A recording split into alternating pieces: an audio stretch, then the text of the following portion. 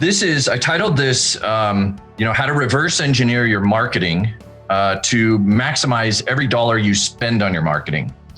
And the idea is basically, it's just that. So a quick intro on me, if we don't know each other that well, is I've basically been an entrepreneur my whole life. I've started over 20 different businesses. I've been lucky to get 3 of those over the 7-figure mark. And I've been very fortunate to have worked with literally hundreds and hundreds of different 6- and 7-figure businesses. So I have this perspective where I've been able to see behind the curtains and what entrepreneurs and business owners deal with on a day-to-day basis in marketing. And so it's a result of all of that I keep asking myself, why do we all struggle? And what are the main problems? I'm gonna jump over to my handy dandy magic doodle pad here and just make some talking points, because as we reverse engineer this, the most important thing with marketing is, I ask myself, what are some of the problems that we're dealing with today when it comes to marketing? And it's, in my experiences, is number one is there's no real tool set that tells us, what marketing, we're drowning in marketing strategies. Every time you turn around, there's a new, there's a new Clubhouse app, or there's LinkedIn, or there's some guru selling some sort of strategy or system, SEO. And we're just kind of drowning in marketing strategies. And there's no tool set that gives the business owner the ability to say, hey, I should be doing this and I should not be doing that. And the second problem, so that's the first problem, is you don't have this real tool set. The second problem is what I call the marketing iceberg, is that we all start out, and this is across the board, what I see is business owners will go, and most often, you're the operator, or if you've ever read Michael Gerber's E-Myth, you're the Alice the Baker. You're really good at what you do.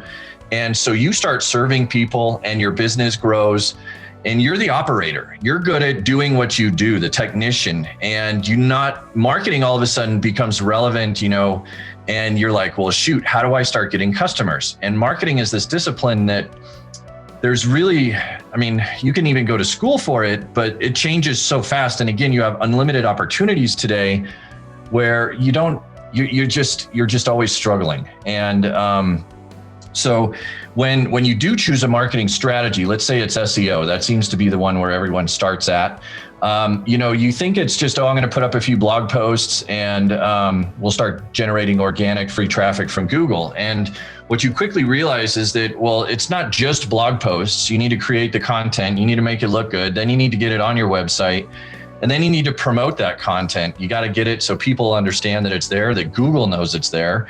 And then it can start ranking. And then all of a sudden you start looking and you learn that, well, shoot, page speed matters. So now you're looking at technical stuff. And then all of a sudden you're looking at on-page keyword density and schematics and schema and things like this. It's all this whole field called technical SEO. There's another giant piece that all of a sudden you have to learn. And then the further you go down the road, you realize, well, shoot, man, the only way I'm going to compete on the SERPs, the search engine rankings, is by getting backlinks. And so now it's a backlink game. But the point of this is where when you start this marketing strategy, you think it's going to be fairly simple, but all of a sudden it grows and grows and grows. And now you're spending a tremendous amount of time, money, and resources trying to make it work. And this is pretty much every marketing strategy out there, whether it's SEO, if you're getting into PPC or Facebook ads, or even if you're doing like trade shows or direct mail marketing, you still have this iceberg concept where there's a lot under the surface that you don't necessarily understand or appreciate. And it's very, very expensive. And then the final one, I'm going to go back over here. The final one is just that the whole marketing process is extraordinarily expensive these days, from hiring the people to the cost of the production of the resources, to the time that you spend doing it. I talk to business owners every single day who are like, well, we need a social media person because I'm spending all my time creating these dumb Instagram posts.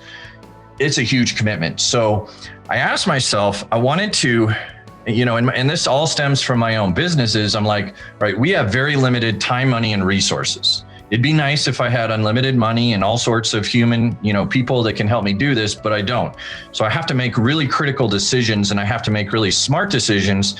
And smart decisions is going to come out of what I love to call the most valuable questions, MVQs. All right. So I started asking myself, and this is a process that began years ago. I said, what are the most valuable questions I can ask and answer to help build the vision, build the business that I want to build?